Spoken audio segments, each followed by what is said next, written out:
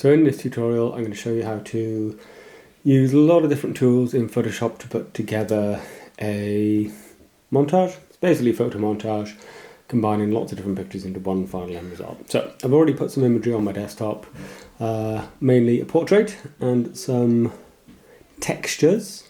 I'm coming into Bridge, going to navigate to the folder and there they all are. I'm going to select them all, double click, and they'll all open up into Camera Raw. So I'm going to go through the usual editing process. I'm going to edit them all at once to do my usual things I do. Bit of extra sharpening, bit of contrast control and a bit of clarity. And that's happening to all of the images because I've selected all. Now I'll work on the images on an individual level. This picture is quite green because it was taken in the woods. Not a lot I can do about that. It's fine. Bring back a bit of detail with my highlight slider, just taking them through an ordinary editing process at this stage. I'll look at them on a one-to-one level. So this sort of stuff you guys already know. This is the sort of stuff you'll be doing on a daily basis now. So you can see I've got a portrait and I've got textural images. Once I've given everything a bit of a spruce,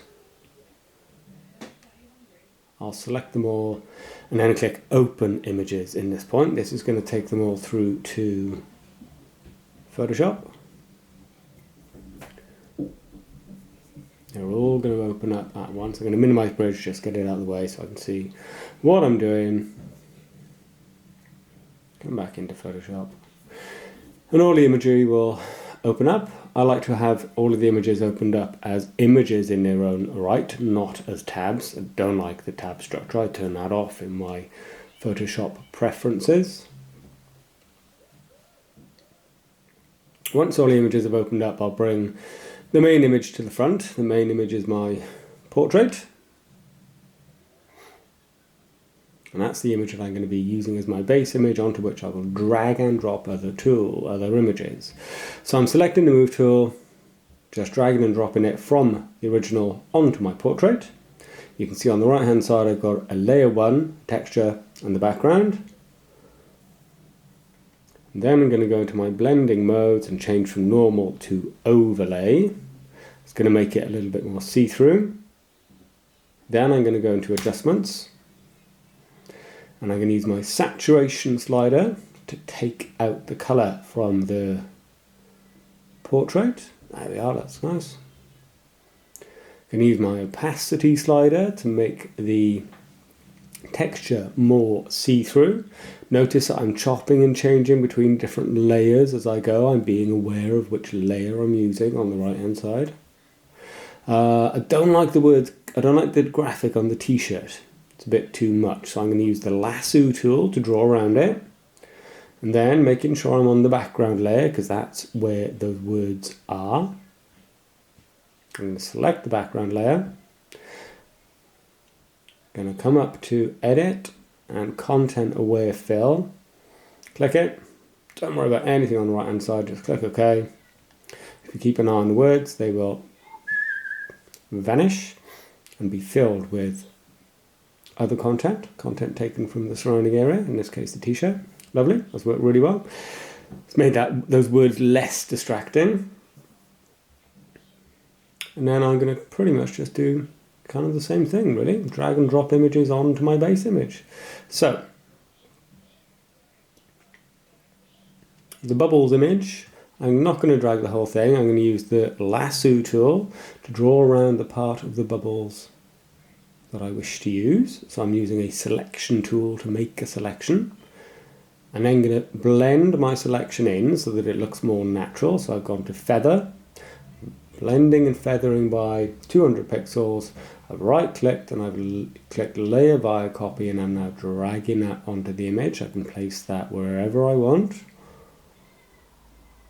Again, my blending mode, I'm going to change my blending mode from normal to overlay, making sure I'm on the right layer.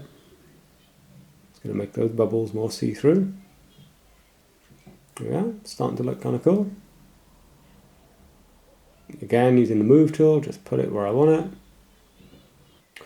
What I'm going to do then is I'm going to drag that bubbles layer into the create button to copy it, and I'm going to replicate that layer on the top of the picture. I'm going to use my move tool to get it there. I'm going to transform it and rotate it 180 degrees, and you can see I'm now just going to position this where I want it. I'm going to drag it into the create button to double it up, make it more punchy.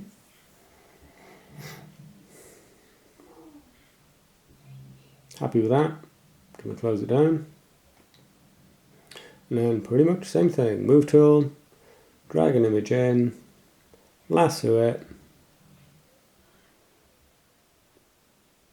lasso the bits I want, select the bits I want, and then again, same as last time, I'm going to go to select at the top of the screen, modify,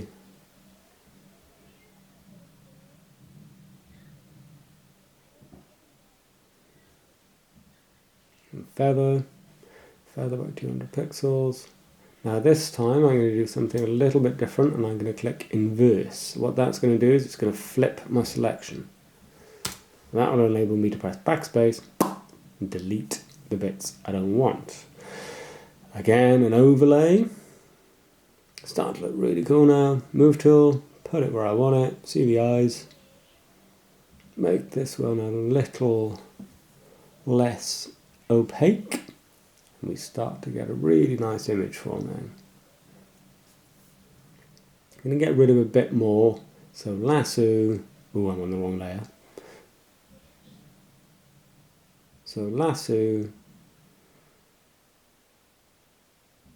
backspace.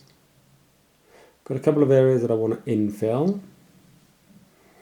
So I'll try and infill it with some of these bubbles. So lasso, draw around the bits I want, select, modify and feather.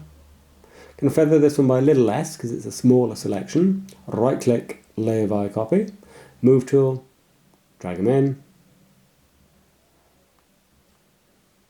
and again change from your blending layer from normal to overlay, and they'll become see-through. I'm going to bulk these up by dragging them into the create button so that you can see them better. It's basically sitting one another on top of one another. And then I'll take some more bubbles from this image. So again, lasso, select what I want, select, modify, feather, click OK, right click, layer via copy, move tool, drag and drop. Again, I'll use the overlay blending mode, and I'll probably bulk these up again by dragging the layer into the create button. Starts to look quite cool.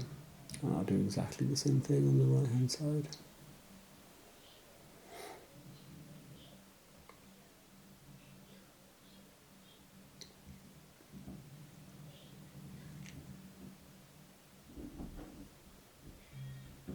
So I'll take a few more of these bubbles and just chuck them down there, and again drag into create, and they'll become a little bit more visible.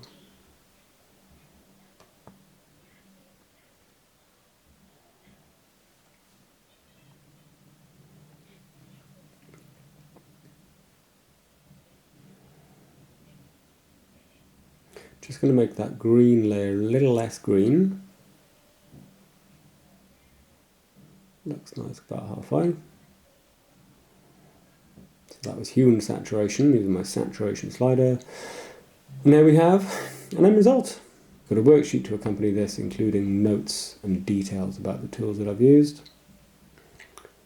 I'm now just going to save this as a PSD file. That will keep all of my layers. If I want to make any adjustments at a later date, I can. Once it's saved, and then I'm going to go back into it. I'm going to flatten the image on the right hand side, squish it all down into one layer, and then I'm going to save that. Squish it all down into one layer. And then I'm just going to use my lasso tool again to make everything a bit more punchy. So I'm selecting the areas that are light and bright. Going to feather it once again. Now this time I'm going to go into something called levels. I'm going to just add a bit more punch, a bit more vibrancy, make it all pop a little bit by taking my blacks slider to the right. And then this time we're going to save it as a JPEG. And I've got my end result.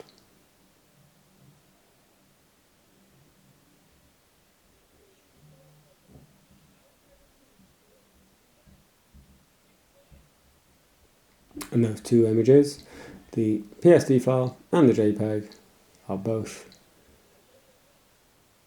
in the original folder. And there you go, end result.